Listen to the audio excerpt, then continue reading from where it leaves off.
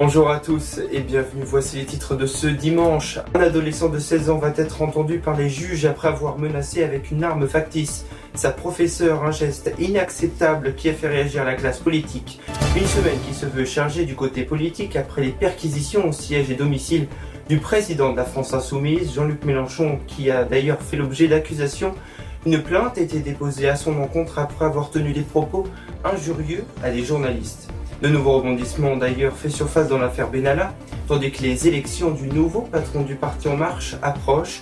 Ce sera à découvrir dans notre nouvelle rubrique Le 13h en politique. Enfin, nous prendrons un peu de hauteur avec Valentin Page, direction l'espace. La sonde Petit Colombo a quitté Terre hier pour percer les secrets de Mercure pour un voyage de 7 ans. Un adolescent de 16 ans a été placé en garde à vue et sera entendu par un juge pour enfants après avoir menacé d'une arme factice sa professeure, l'ayant noté absent après avoir séché son cours. Une scène sidérante filmée par un de ses camarades qui circule sur les réseaux sociaux. Les faits ont eu lieu à Créteil jeudi dernier. Les récits des faits avec Rémi Patin. Deux adolescents de 16 ans ont été mis en garde à vue après la diffusion d'une vidéo montrant qu'un élève armant sa prof avec une arme factice dans un lycée de Créteil. Cela s'est passé le vendredi 19 octobre à Créteil. La vidéo a été diffusée sur la plateforme Snapchat. L'élève a pointé sa prof pour lequel il devait être noté présent. Ils ont été mis en garde à vue après le dépôt de plainte de leur professeur. Leurs sorts seront prononcés dans les prochains jours. Les tensions, elles se poursuivent entre la France et l'Italie au cœur d'une polémique. Matteo Salvini, ministre de l'Intérieur italien, reproche aux policiers français de refouler les migrants sur son territoire alors que des négociations avec l'Europe peuvent être appliquées, ce qui relance la question des frontières. Sachez également que des heurts ont eu lieu à la frontière italienne. Place maintenant à votre toute nouvelle rubrique inédite dans cette édition de 13h intitulée Le 13h en politique. Cette semaine a particulièrement été chargée en politique après des perquisitions menées au siège du domicile de Jean-Luc Mélenchon. Une plainte a d'ailleurs été lancée contre lui après avoir insulté des journalistes. Du côté de l'affaire Benalla, l'ancien garde du corps houspillé par le gouvernement après avoir fourni un document à leur pièce maîtresse du dossier d'accusation, tandis que le parti En Marche, lui, devrait attendre un nouveau patron le 1er décembre prochain.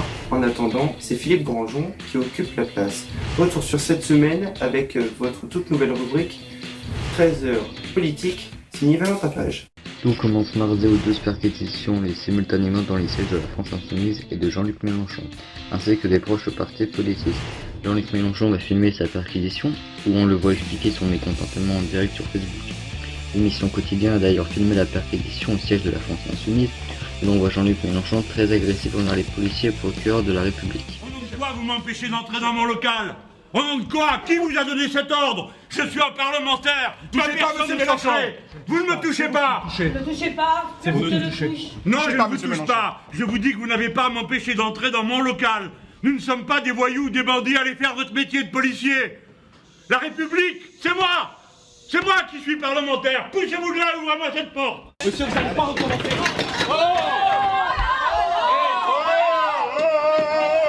Prenez des photos, prenez des photos. Vous calmez, monsieur. Vous êtes violent. Vous l'avez étranglé.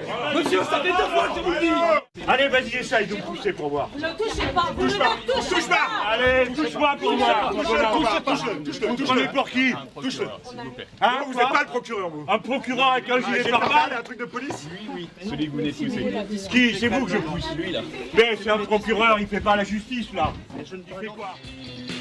Jean-Luc Mélenchon s'exprimera l'après-midi à l'Assemblée nationale envers les perquisitions de ses sièges où il se fera applaudir notamment par le parti de Marine Le Pen. Parce que oui, et ben parce que je me défends. Est-ce que vous regrettez? Voilà. Et vous regrettez pas de me parler comme ça? Vous regrettez pas? Vous êtes journaliste ou vous faites le service après-vente? Est-ce que vous regrettez?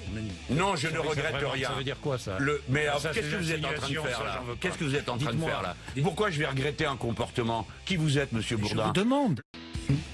Mercredi, Jean-Luc Mélenchon est entendu auprès de la police judiciaire pour ses comptes de campagne et potentiels emplois fictifs.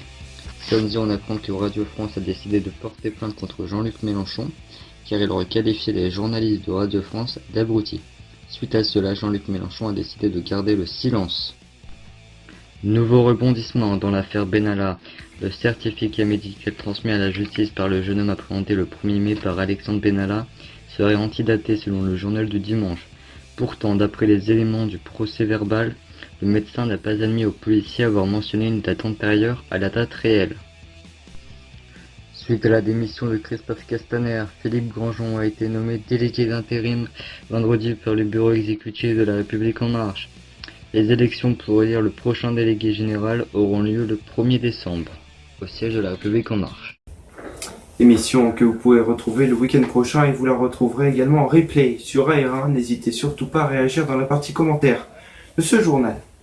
Plus d'une semaine après les inondations de l'eau, d'un premier bilan a été dressé par le ministre de l'écologie, Bruno Le Maire, avec plus de 200 milliards d'euros de dégâts, alors que les sinistrés sont toujours sous le choc.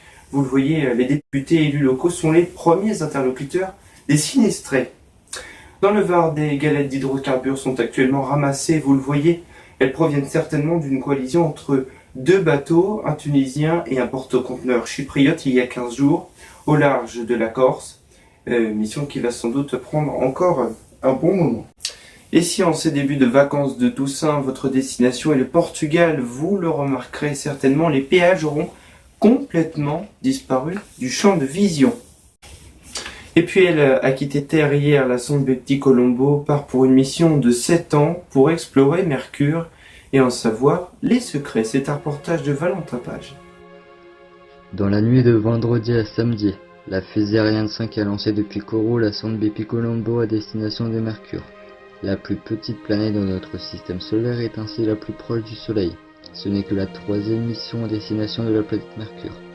La sonde Bepi Colombo a pour but de percer les mystères de Mercure. Mais le chemin sera long, car la sonde arrivera proche de Mercure d'ici 2025.